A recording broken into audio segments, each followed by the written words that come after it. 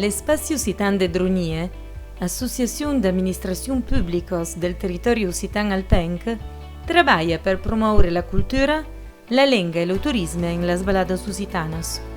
In Italia viven 14 minoranze linguisticas e da queste 4 si trovano in Piemonte, la nostra regione: l'Occitan, il francese, l'arpitao franco-provençal e la lingua valser.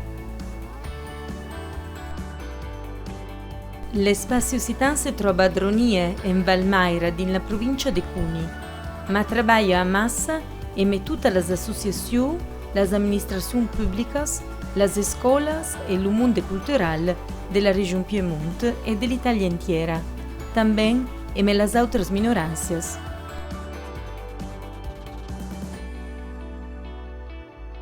In l'Istituto de Studis Occitans è presente una biblioteca, videoteca e emeroteca, e met de 1000 libres, CD musical, video e giornal in lingua occitana o dedicata alla minoranza linguistica occitana.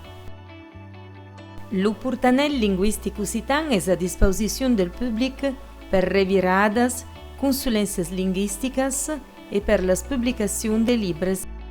L'Istituto organizza també cursos de lingua occitana tradicionals o in linea, d'activitats per mainatges en les escoles o en les escoles, manifestació, exposició.